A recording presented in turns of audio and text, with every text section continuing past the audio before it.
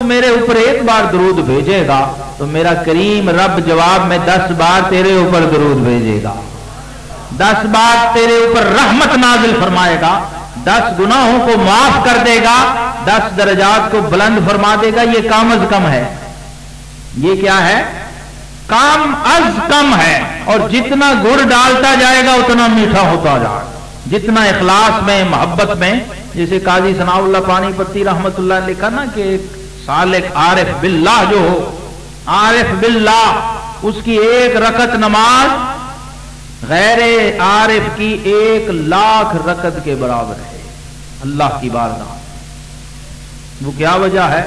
کہ اس کے باطن میں جو رس مچا ہوا ہے، جو حلاوت اور مٹھاس اور جو شیرینی اس کے باطن میں رچی ہوئی ہے، اور جس کیفیت میں وہ ایک بار کہتا ہے نا یا اللہ، وہ مٹھاس، وہ شیرینی، وہ کیفیت دوسرے کو نصیب نہیں ہے۔ اس وجہ سے اس کی ایک رکعت 1,00,000 رکعت کے برابر ہے، اور اس کا ایک بار پڑھا ہوا درود 1,00,000 درود کے برابر ہے۔ جو صاحب عرفان ہے، صاحب معرفت ہے، جب وہ درود پڑھتا ہے تو کیفیت یہ ہوتی ہے۔ شیخ ابو العباس المرسی رحمت اللہ علیہ اپنے مریدوں کے ساتھ نماز پڑھ رہے تھے، پیچھے مرید، آپ جماعت فرما رہے تھے، تشہد میں بیٹھے تحیات پہ بڑی دیر گزر گئی، سلام نہ پھیرا شیخ نے، بڑی دیر بعد سلام پھیرا، نماز دعا ہو گئی تو کسی محرم راز مرید نے پوچھا حضور پہلے کبھی اتنی دیر تو نہیں ہوئی، آج تشہد میں قعدہ اخیرہ میں آپ نے بڑی دیر لگائی اور بڑی دیر بعد سلام پھیرا۔ تو آپ شیخ ابو العباس المرسی رحمت اللہ علیہ نے فرمایا کہ آج تک ایسی نماز پڑھی ہی نہیں کہ سلام بھیجا ہو اور جواب نہ آیا۔ کہنے لگے جب بھی سلام کیا ہے آقا نے جواب دیا، میں نے پڑھا السلام علیکہ ایھا النبی ورحمت اللہ وبرکاتہ، میں انتظار میں جھولی پھیلا کے بیٹھ گیا، کیونکہ آقا کی سنت ہے نا۔ حضور علیہ الصلوۃ والسلام نے فرمایا جو سلام کرے سنت، جو جواب دے وہ واجب کو ادا کرتا ہوں۔ سلام کا جواب دینے والا وہ واجب کو ادا کرتا ہے۔ جس آقا نے امتی کو یہ سکھایا ہے، یہ کیسے ہو سکتا ہے کہ خود جواب نہ دیں؟ امام اہل سنت فرماتے ہیں فریاد امتی جو کرے حال زار میں، ممکن نہیں کہ خیر بشر کو خبر نہ ہو۔ ایسا ہو نہیں سکتا کہ دور و نزدیک کے سننے والے وہ کان لالے کرامت پہ لاکھوں سلام۔ اور صاحب تفسیر نعیمی نے لکھا، سیفیو مفتی احمد یار خان نعیمی رحمت اللہ علیہ تفسیر نعیمی میں لکھتے ہیں کہ جب امتی سلام کرتا ہے اس کی کیفیت تو سب دیکھتے ہیں، جب آقا جواب دیتے ہیں فرمایا اس سلام کا آئینہ اور اس سلام کی کیفیت دیکھنی ہو تو جس پہ سلام آتا ہے اسے دیکھ لیا کرو، جسے جواب آیا ہے اسے دیکھا کرو۔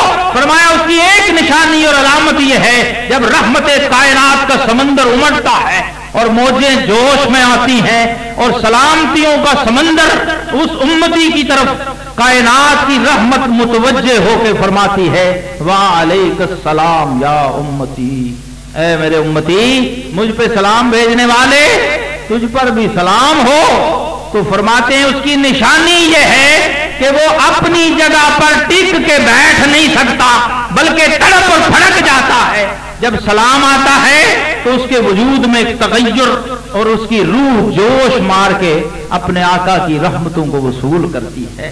یہ بھی ایک نشانی ہے اس امتی کی جس کو آقا جواب ارشاد فرماتے ہیں۔ اس کے جسم کا ہر رونگٹا اور اس کی روح، اس کا قلب، اس کا سر خفی اخفا، سارے لطائف، سارے حواس خمسہ ظاہری و باطنی، وہ اس رحمتوں کو اپنے اندر سمیٹتے ہیں، اپنے وجود میں رچاتے ہیں۔ یہ اس کی ایک نشانی ہے۔ یہ بھی ہو سکتا ہے کہ اس کی آنکھوں سے وہ رحمت چھلک رہی ہو، یہ بھی ہو سکتا ہے اس کی روح مچل رہی ہو، یہ بھی ہوتا ہے نا کبھی۔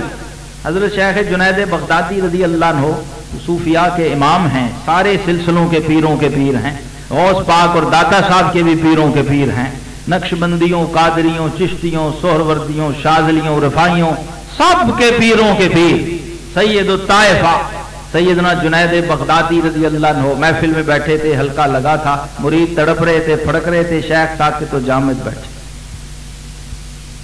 कई दफा हजरत मुबारक से उलमा मुफ्ती हजरात ये पूछते थे कि जी इनको होता है, आपको क्यों नहीं कुछ होता? आपको कोई इश्क नहीं, आपको कोई मोहब्बत नहीं, आप तो इनसे बड़े आशिक, बड़े आरिफ, आप क्यों नहीं तड़पते, आप क्यों नहीं फड़कते? बड़े बड़े हमारे लाहौर के उलमा पाकिस्तान के जब बाड़ा शरीफ हज़रत मुबारक साहब की खिदमत में जाते, बाज़ ने ये सवाल, जाहिर है ये सवाल बनता है, ये है सवाल, और ये आज से 1200 साल पहले सूफियों के इमाम ने इसका जवाब दे दिया।